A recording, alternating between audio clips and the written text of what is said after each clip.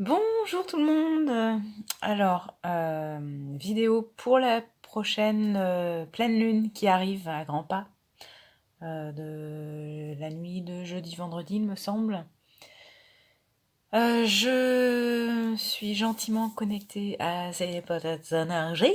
Vous le savez, je fais les tirages en fonction du cycle lunaire puisque le corps humain étant composé majoritairement d'eau, on sait que l'eau, notamment les marées, sont soumises justement à l'énergie de la Lune.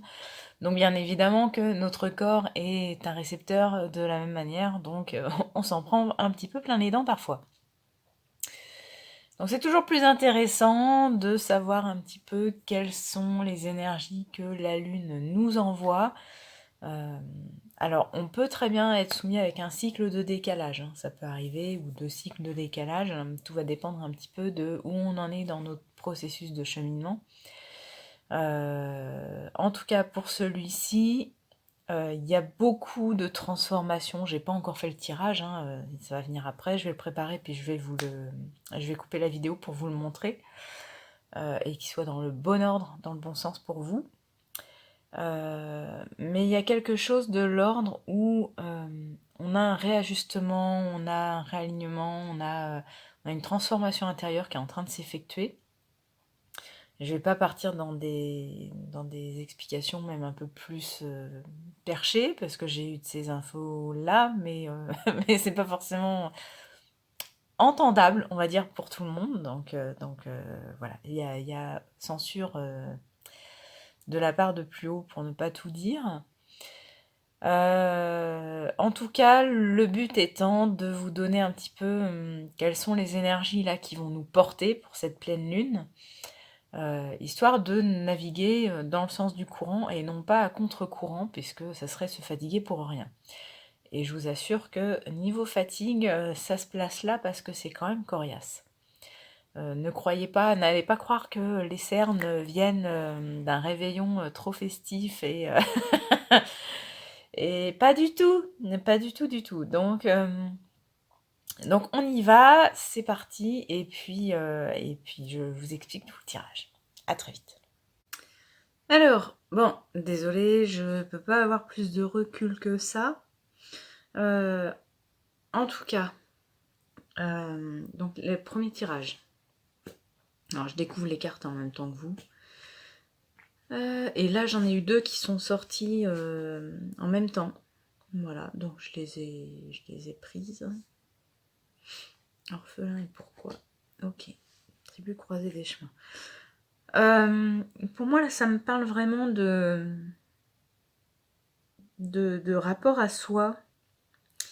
De rapport à soi par rapport aux autres aussi. Dans le sens, où est ma place? Où est ma place? Qu'est-ce que finalement je décide? Est-ce que je décide de rester un peu dans le côté, vous savez, se faire bien voir, donc par rapport à ma tribu, par rapport à un groupe. Alors ça peut être même pour dans votre binôme, hein, par exemple, que ce soit un partenariat ou en couple, ou de votre famille, ou etc. Mais il y a le côté, est-ce que voilà, je reste bien sous tout rapport pour être ok avec la tribu que je convoite ou avec laquelle je gravite? Ou est-ce que ben, je suis ma ligne directrice à moi, ma ligne personnelle, et du coup, ben, je risque de me sentir un petit peu seule. Donc c'est ce côté-là de ne pas avoir cette sensation aussi d'être accepté pour ce que l'on est pleinement au fond de soi. Cette sensation d'avoir peur d'être rejeté, en fait, de se dire, mais si je suis moi-même, si je suis vraie, bah, c'est pas dit que finalement on m'accepte tel que je suis, donc bah hop, c'est un peu, je vais mettre un masque finalement. Je vais mettre un masque pour me faire bien voir parce que j'arrive pas à me faire accepter. Je sens qu'il y a une dissonance un petit peu. Et la croisée des chemins, pour moi, fait vraiment penser au côté, bon, là, stop, quoi. On arrive en bout de parcours. Maintenant, faut choisir. Est-ce que on choisit bah, soi-même, enfin, Et du coup, on va pouvoir se développer et finalement mûrir, fleurir.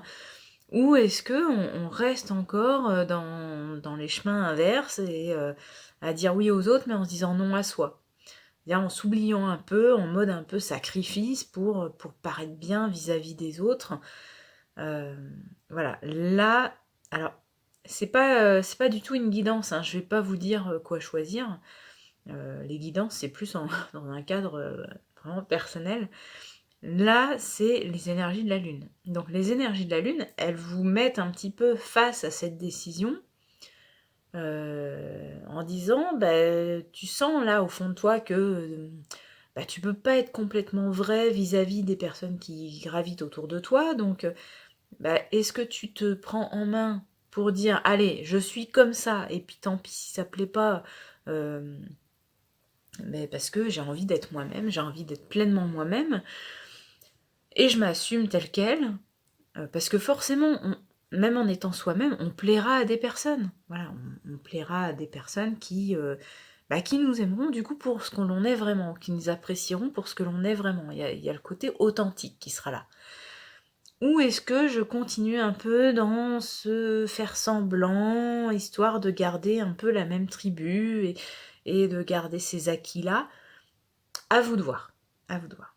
Alors, ensuite, donc j'ai rajouté 2 jeux parce que je le sentais bien comme ça. Puis c'en est 2 que j'ai acquis assez récemment et que j'ai envie de faire travailler un peu plus. Pour celui-ci, donc les énergies en excès, qui risquent fortement d'être en excès. L'énergie du plaisir. Alors attendez, je vais vous la remonter. Voilà, pour que vous ayez quand même les petits mots. Bon, après, ceci dit, l'image parlait quand même d'elle-même. Hein. Donc l'énergie du plaisir, c'est... excusez-moi, j'ai la voix qui déraille un peu. C'est le côté mais extraverti du plaisir. C'est-à-dire peu importe un peu les conséquences, voilà, j'ai envie, et je fais, et puis je réfléchirai après. Donc là, attention, on va plutôt se temporiser. Hein, si vous avez une vague comme ça, une vague de plaisir qui vient, et bien peut-être de prendre le temps, de se dire, allez, ok, elle est là, mais j'attendrai demain, je vais voir ce que ça donne demain. Et puis, parce que sur un coup de tête, vu l'image, on peut penser facilement au plaisir sexuel, à la sexualité. Alors, sans jugement aucun, mais admettons, si vous avez envie de batifoler, vous dites, allez, je vais vers le premier venu, et puis à fond dans le plaisir, et je fais pas attention, c'est le meilleur moyen peut-être de choper une EMST. Hein. Donc voilà, c'est bien de réfléchir quand même un minimum. En tout cas, voilà, il y a, de ce que j'entends aussi, on me dit chaque action amène des conséquences. Voilà, donc c'est pas parce que vous allez être sur le moment dans le plaisir super génial que derrière ça va être aussi en conséquence super génial. Donc attention quand même à vos arrières. Je me demande si c'était pas ça dans un tirage déjà précédent. Bon, j'ai pas de mémoire donc à regarder. Mais voilà, attention à pas être trop dans le plaisir et à perdre aussi le sens des réalités. En disant ouais mais c'est la lune qui joue donc ok je peux me permettre. Oui vous pouvez vous permettre mais les conséquences c'est pas la lune qui risque de les payer. Voilà.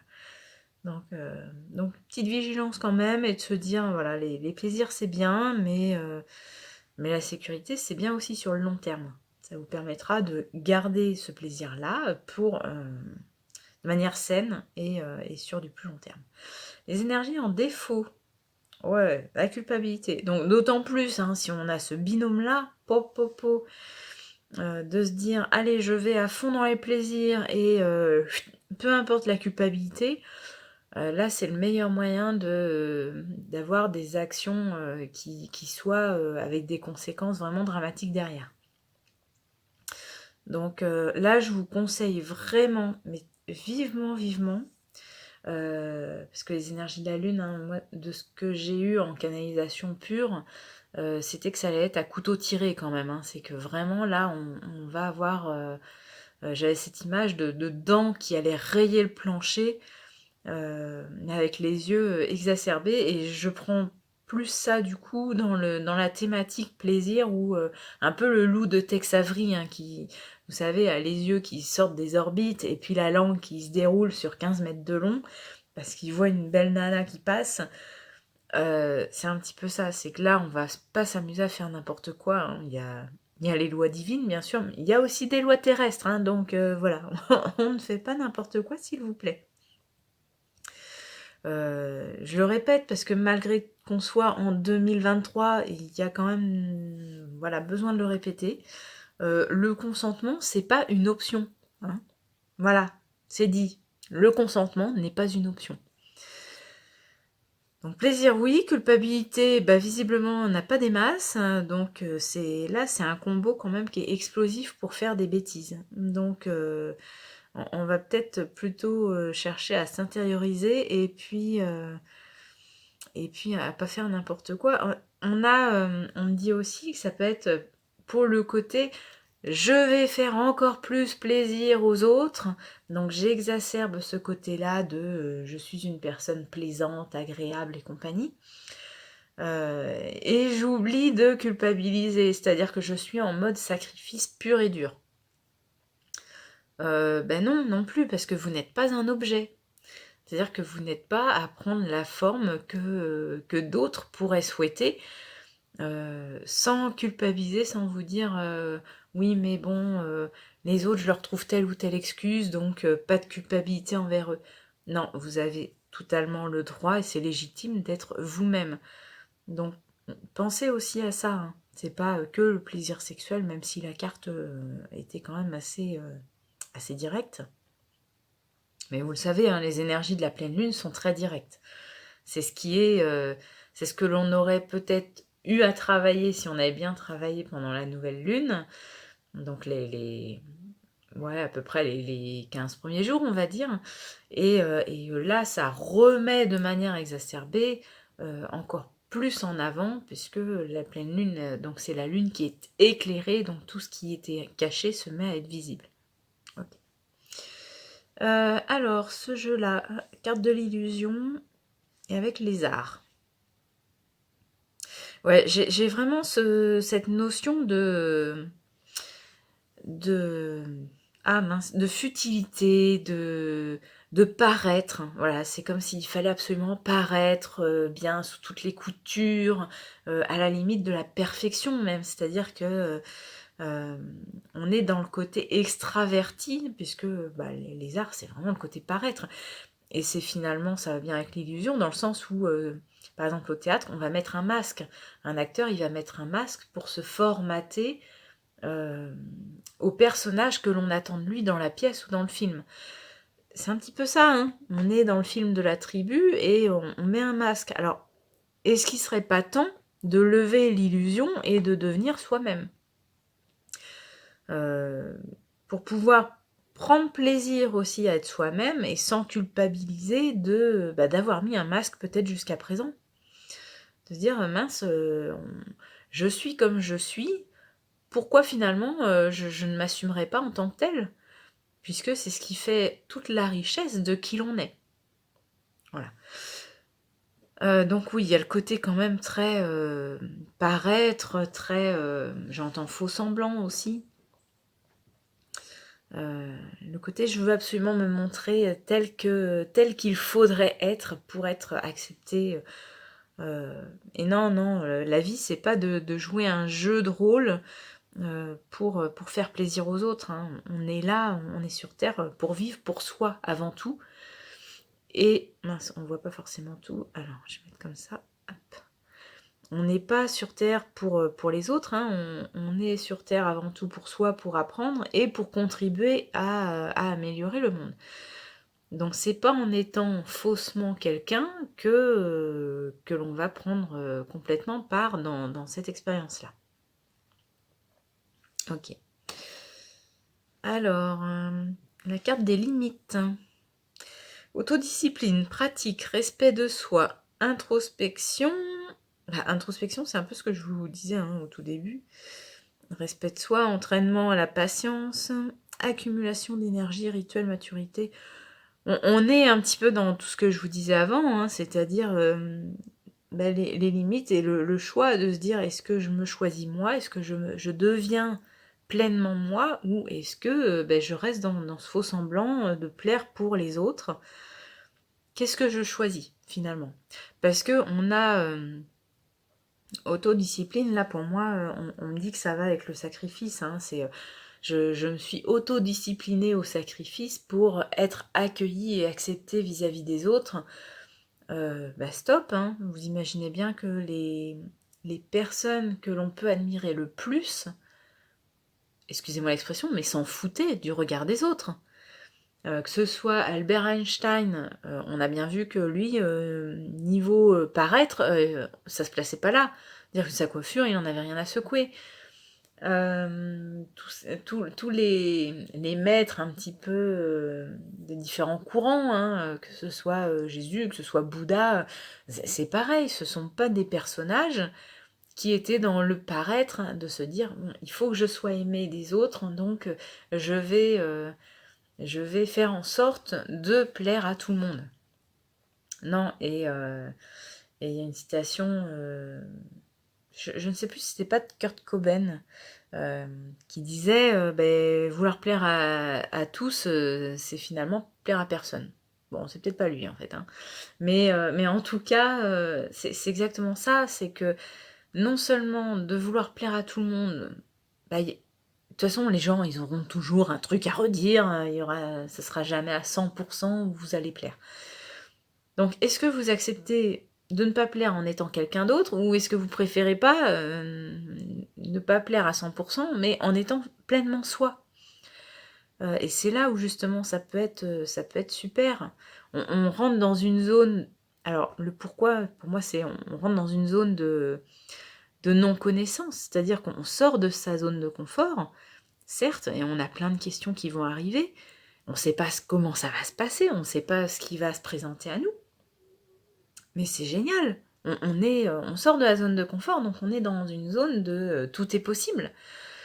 Donc c'est là où justement la magie peut se faire. Donc je vous encourage vivement, puisque en plus c'est dans ces énergies-là quand même que l'on est, je vous encourage vivement à laisser tomber tous ces masques, hein, que ce soit aussi au niveau de l'ego, hein, on n'en a pas parlé, mais évidemment c'est un masque à part entière. Et le respect de soi, c'est respecter sa part infinie, sa part divine, c'est lâcher justement aussi cet ego, ce qui n'est pas confortable hein, du tout. Là, c'est ce que j'expérimente à fond là depuis quelque temps.